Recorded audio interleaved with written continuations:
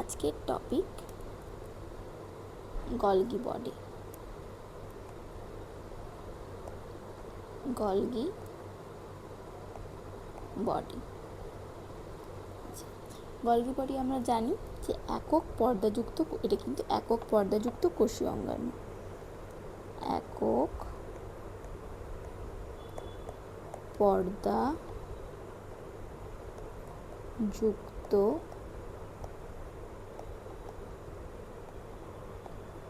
কোষীয় অঙ্গাণু। ঠিক আছে, গলগি বডি আগে দেখি। গলগি বডি কোথায় আমরা দেখতে পাই? এটি যদি কোষের আমরা নিউক্লিয়াস মনে করি, কোষের নিউক্লিয়াসে আমরা অলরেডি জেনেছি বহিঃপর্দাকে কন্টিনিউয়েশনস হয়ে এন্ডোপ্লাজমিক রেটিকিউলামস এভাবে গঠন করে, তাই তো? এভাবে এন্ডোপ্লাজমিক রেটিকিউলামস গঠন করে। এন্ডোপ্লাজমিক রেটিকিউলামেরই ঠিক পরে আমরা দেখতে পাবো চ্যাপ্টা থলির মতো সমান্তরালভাবে সজ্জিত কিছু কোষীয় অঙ্গাণু। ঠিক আছে,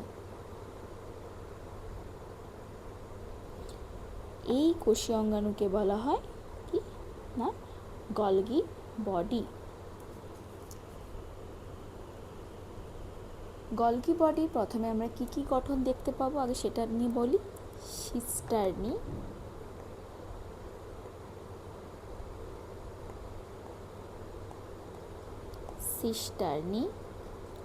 নাম্বার 2 কি দেখতে পাবো?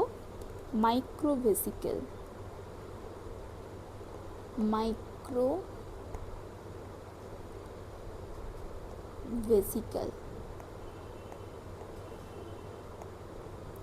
নাম্বার 3 ভ্যাকুয়েল।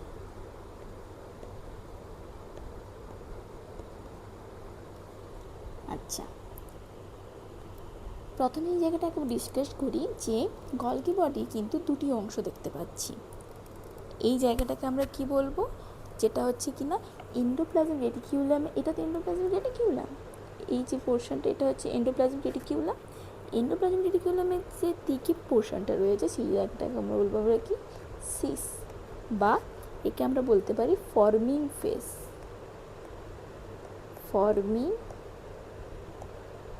ফেস। মানে এই জায়গাটা কিন্তু এখনো ম্যাচিওর হয়নি, তৈরি হচ্ছে। আর এই দিকে দূরের দিকে রয়েছে সেটাকে আমরা বলবো ট্রান্স, বা একে বলবো ম্যাচিউরিং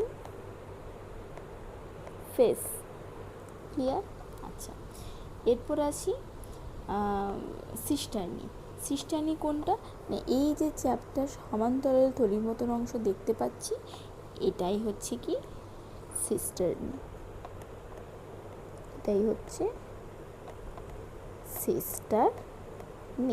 ঠিক আছে। আচ্ছা, এখানে কি থাকে না তরল পদার্থ দ্বারা পূর্ণ থাকে। নেক্সট আসছে কি মাইক্রোভেসিকেলস। এই যে গোল গোল থলির মতন অংশ আমরা দেখতে পাচ্ছি এইটাকে বলবো আমরা কি মাইক্রোভেসিকেল। এতে কি থাকে? এটা হচ্ছে ক্ষরণ বস্তু থাকে। আমরা যেটা জেনেছিলাম যে রাইবোজোমের গায়ে দানাদার এন্ডোপ্লাজমিক রেটিকিউলামের গায়ে যে দানাদার অঙ্গাণু থাকে তাকে রাইবোজোম বলে, যেটি প্রোটিন সংশ্লেষে সহায়তা করে এবং সেই প্রোটিন প্যাকিংয়ের থ্রু দিয়ে মেমব্রেন দিকে অগ্রসর হয়। তার মধ্যে এটাও হতে পারে যে এই মাইক্রোভেসিকেলসের থ্রু দিয়েও সেটা ট্রান্সপোর্ট হতে পারে। তো এটা ক্ষরণে সহায়তা করছে। ঠিক আছে। আর ভ্যাকুয়েলস কোনটা? না ভ্যাকুয়েলস হচ্ছে সিস্টার্নির সঙ্গে যে যুক্ত যে বড় গোলাকার অংশটি দেখতে পাবো এটি হচ্ছে কি না ভ্যাকুয়েলস। ঠিক আছে, এই ভ্যাকুয়েলসের কাছে কিন্তু কোনো প্রকার কোষীয় অঙ্গাণু দেখতে পাবো না। এই এরিয়াকে আমরা কি বলবো? Zone of exclusion.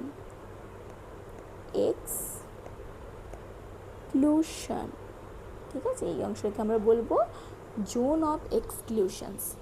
ঠিক আছে, এরপর আছে তাহলে এর কাজ। প্রথম কাজ তোমরা বুঝতেই পারছি যে ক্ষরণে সহায়তা করবে। কি ক্ষরণ করবে? হতে পারে সেটি উৎসেচক, হতে পারে সেটি হরমোন বা মিউকাস বা নিউরোসিক্রেটরি পদার্থ, নিউরোসিক্রেটরি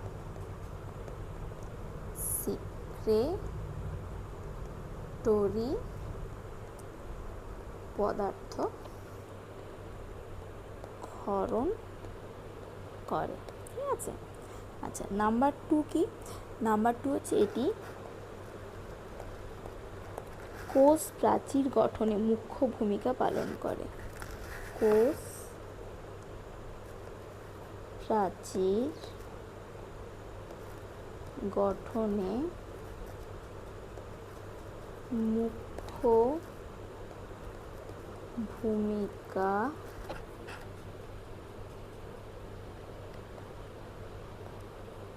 পালন করে। নাম্বার 3 কি? নাম্বার 3 কাজ হচ্ছে এটি শুক্রাণুর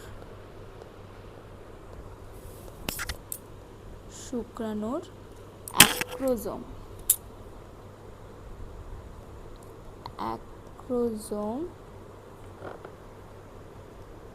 গঠন করে। অ্যাক্রোজোম কোনটা? না, অ্যাক্রোজোম যদি আমি যে শুক্রাণুর একটা রাফ ড্রয়িংস আঁকি, শুক্রাণুর হেড, নেক, টেল পোর্শনস, ঠিক আছে, এই মাথার কাছে দেখবো এরকম অর্ধচন্দ্রাকার একটি অংশ, এটাই হচ্ছে কি অ্যাক্রোজোম। এটি হচ্ছে অ্যাক্রোজোম, যেটি গঠনে সহায়তা করে কি গল্প। এই ছিল আজকের টপিক। ভালো লাগলে চ্যানেলটি সাবস্ক্রাইব করে দেবে, ভিডিওটি লাইক করে এবং শেয়ার করো। তোমাদের কোনো টপিক জানার ইচ্ছে থাকলে কমেন্ট বক্সে অবশ্যই জানিও। থ্যাংক ইউ সবাইকে।